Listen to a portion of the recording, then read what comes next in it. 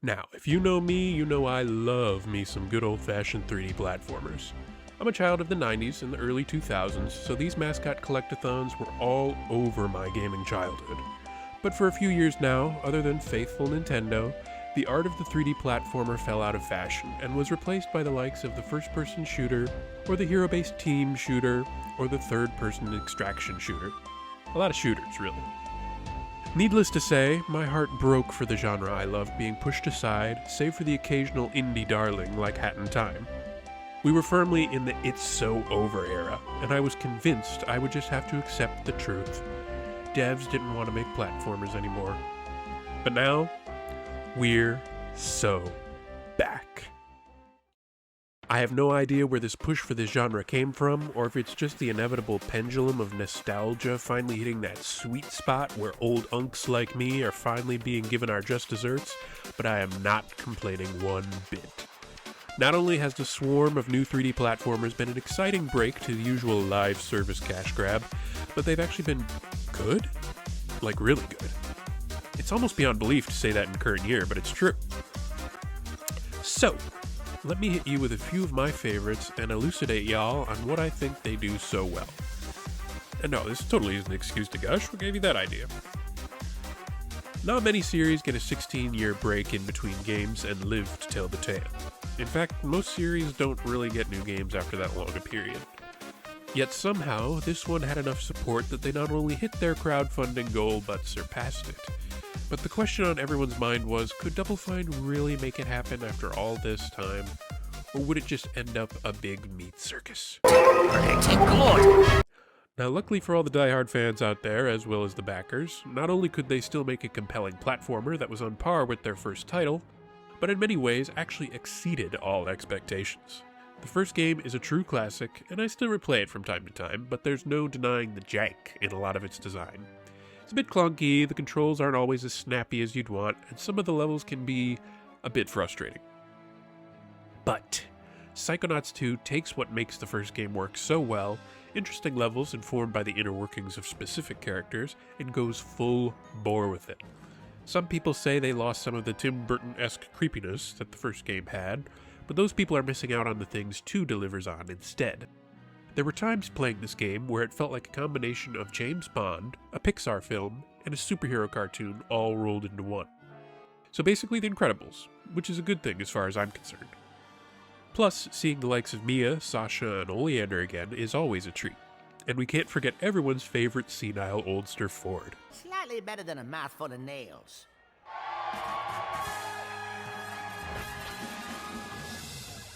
There's no denying the improvements, not just to the modern quality of life polish on the more responsive gameplay, but to the way it delves into new parts of our main man Rasputin and his personal struggles. It feels like a true sequel, building on what made the first one such a classic while introducing new ideas. It's not a retread, it's actively expanding on the world and letting Raz grow, while also giving us crazy new mindscapes to explore and poke around in.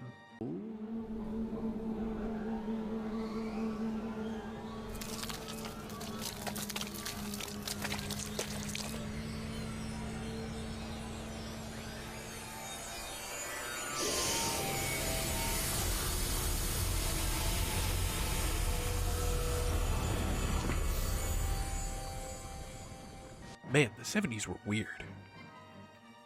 I think one of the things the game does best is not just showcasing Raz and his problems, but the problems of each character whose head we dive into.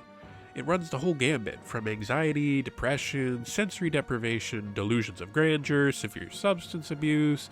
It's some heavy stuff, but Raz handles it better than some actual therapists. To be honest, he should be getting paid by the hour for this. Overall, this one was a true treat to play through, and makes me wish Double Fine would hurry up and make Psychonauts 3 already. Surely it can't be that far off, right? Tim?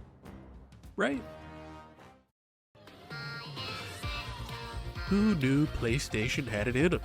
Here we all were thinking Nintendo had a monopoly on cute mascot platformers, and here comes this cheeky little robot to flip the table.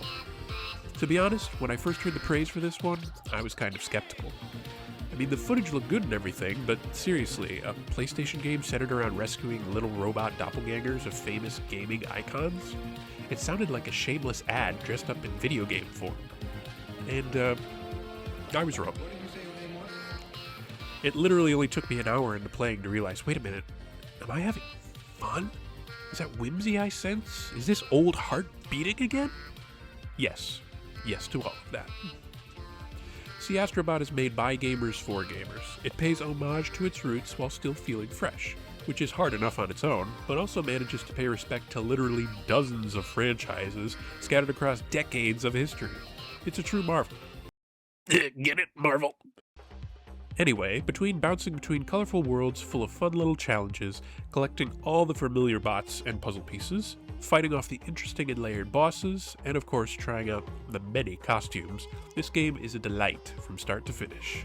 Every time I thought I had pretty much seen everything the game had to offer, they were somehow still throwing new ideas and mechanics at me. Plus it's so gosh darn cute. I mean, look at this guy. You would go to war for him. You'd vote him in as president. You'd probably give him your life savings while you're at it. But Astro is a good boy, so you won't have to worry about that. Probably. And we can't not talk about some of these cameos. I mean, you want to talk about deep cuts? This game has them. I don't think I've thought about some of these games referenced in years, but seeing them acknowledged in this way is a huge celebration. It's just wholesome, especially when they're wrapped up in a game that's good on its own. And the devs kept adding even more stuff for free. Astro Santa is a thing. That's how you know this game is peak. TLDR, Astro for president. Yet another beloved mascot left on the shelf for so long, only to be brought back to life recently. If anyone deserved another shot at life, I think we can all agree Crash was on that list, and here he is. Now, if I'm being honest, Crash was probably one of the few platformer games I didn't play much of growing up. No offense to the Bandicoot, I just didn't really have access to a PlayStation that early, but when I did, it became immediately obvious why everybody loved him. While bringing back the crazed old Coot and his classic gameplay everyone loves, it also introduces plenty of new twists and turns to the typical gameplay. The quantum masks, cosmetic options, and of course new characters to play as. Not only will you be hopping around levels as Crash and Coco as usual, but you'll also be blasting stuff as Cortex, sucking up boxes with Dingodile, and zipping around as post-apocalyptic Shauna? Now that's quite the pull. See, like a lot of games have been doing, and media in general, Crash 4 is kind of centered around timelines and parallel worlds and all that jazz. Because of course it is. Looking at you, Ratchet and Clank.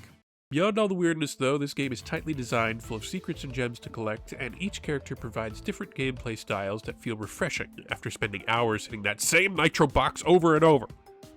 Seriously, if you're the kind of person that really digs Crash Bandicoot and wish they had more, look no further. It's got everything you'd want, including the ridiculously hard challenges the series has made a name for. I'm not one of those people who goes for 100% in these games because I value my sanity, but I can immediately feel the sadistic streak that permeated the first Crash games all over Crash 4. In fact, in some ways it's even worse. A new SpongeBob game? Didn't we have one not too long ago? Yep. It's that time again. Having played Battle for Bikini Bottom a ton as a kid, it's no surprise that another game in that line was right up my alley. I mean, it's the same reason I got so hyped for Cosmic Shake when it was announced. But I have to admit, something about Cosmic Shake just felt a bit off to me. It was meant to be a spiritual successor to Battle for Bikini Bottom, but I could never enjoy it the same way. I don't know if it was the audio spam or the crap optimization, but I just couldn't sink my teeth into it. Everything just felt wrong. But this game?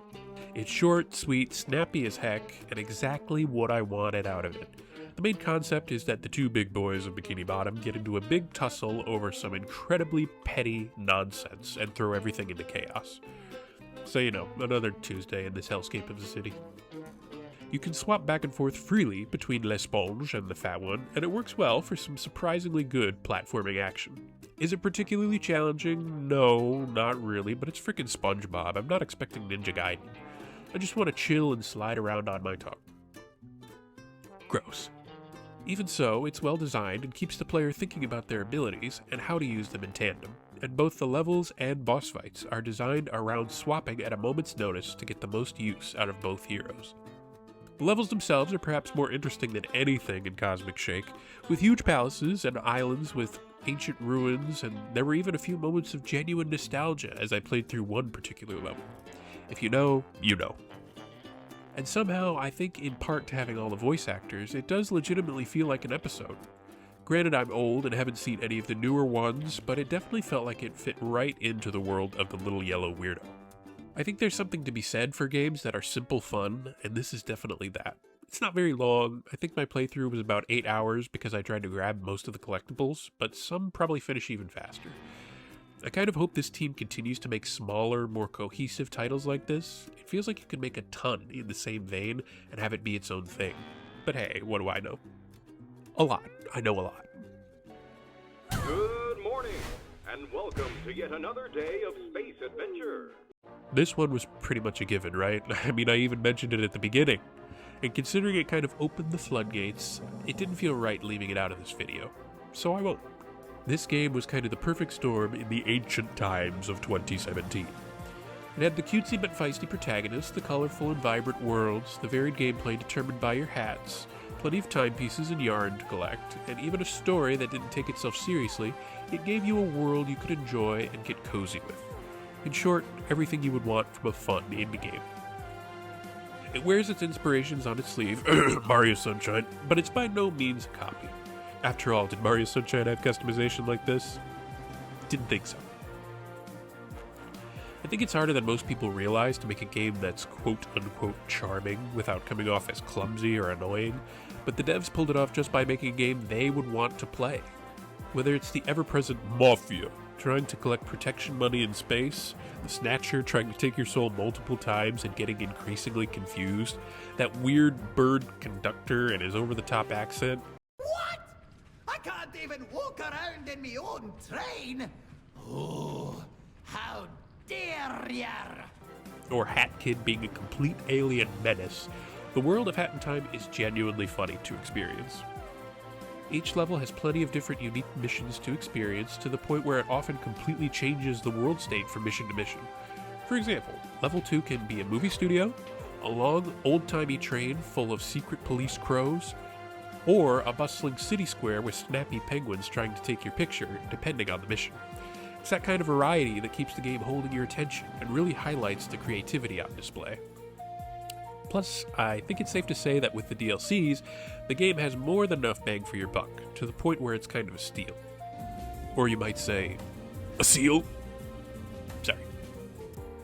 And that's not even to mention the massive community support this game gets. I mean, tons of mods, new hats, new costumes, new levels are still regularly added and pushed by the devs for you to enjoy if you're rocking the PC port, which is the version I recommend anyway. To be honest, I could probably go on all day, but I'll leave it there for now, as you're probably sick of my voice by now. To all of you true believers like me who have been waiting for this day for so long, rejoice! We're finally eating good after such a long winter. Back to a world where Nintendo is no longer alone in holding the line on the games we all adore. And it feels so good.